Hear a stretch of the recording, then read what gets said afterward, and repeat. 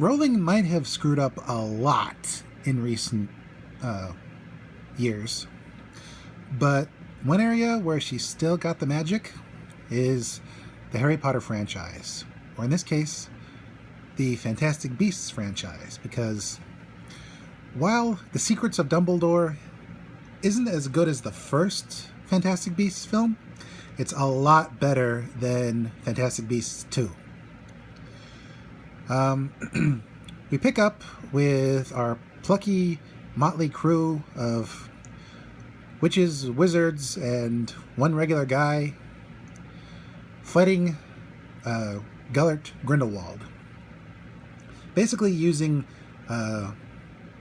Cold War type tactics to try and get things back to normal, or what passes for normal in the wizard world.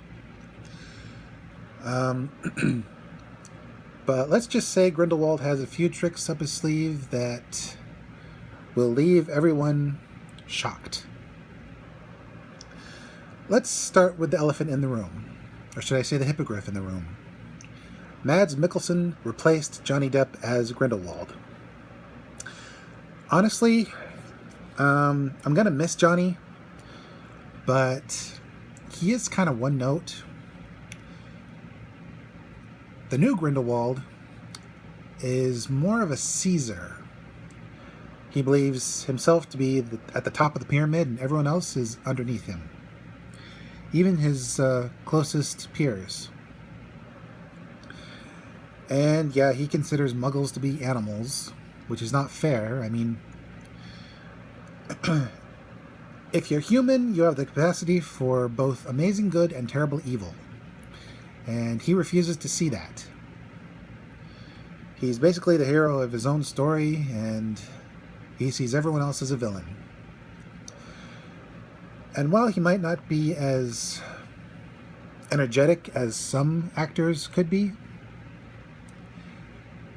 he has a quiet menace and an equally quiet bit of pathos that makes me want to hear more about his story. What drove him to be a Muggle hater? Or was he just born that way? Who knows? Once again, Jude Law and the guy from Jupiter Ascending, I can't remember his name, play Dumbledore and Newt Scamander, respectively. And they still got it. Dumbledore is still a wise leader-type character with a checkered past that he's ashamed of. And he shows, he shows some real humility towards the end. I'm not going to spoil it, though. But let's just say he's always been the kind of guy we see in the later films. And as far as Newt goes, he's rather subdued, but you still see shades of the Newt from the first film. He's a guy you want to get to know, but you know that if you try to push too hard, he's gonna close himself off.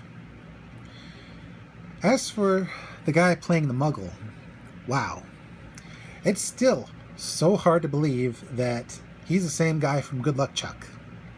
Because that guy was funny in a creepy way, or creepy in a funny way, depending on how you look at it. But this guy, Jacob Kowalski, he's humble and full of love that he wants to share, but sad that he's lost his one true love. She's not dead or anything, she just basically betrayed the cause. They're on opposite sides now, and he's hopeful even in the face of obvious hopelessness. It's a very human trait. He's definitely one of the Muggles capable of great good, as opposed to terrible evil. As for the rest of the cast, they all did great. I couldn't help but notice the guy playing Credence Barebone looks like he should be playing Snape now. It's a shame the actor has gotten into a bit of trouble, because I think he'd make a good Snape. Everybody else did fine. The good and evil witches and wizards were both entertaining to watch. And basically the whole cast did a great job. Even the extras. The effects are clear CGI, but they're good CGI. I mean, you could tell the creatures were not real, and the places were mostly blue screen. But at the same time, you could almost suspend disbelief because of the way certain creatures acted and the depth of the various locations. Overall, the acting and effects for this film were very decent. The story, it does move at a steady pace. Some would argue 2 hours and 22 minutes is a bit long for this story, but it honestly didn't feel as long as the previous film. It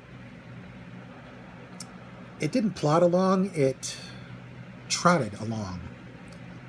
And the payoff was definitely not bad. If you're sticking with the Harry Potter / Fantastic Beasts franchise, this is definitely one of the positive installments, and I look forward to seeing what else happens in the battle between Grindelwald and Dumbledore. I'm hoping Dumbledore will team up with Captain America and punch Grindelwald and Mr. Mustache, you-know-who, not that you-know-who, the other you-know-who from 1945, in the face. This is Mr. J signing out and reminding you, just because an author has let you down in some respects doesn't mean they've lost their talent. I may have lost respect for the author, but I could still appreciate the franchise, assuming it doesn't go extremely pear-shaped in the next couple of installments. Hello, Amora!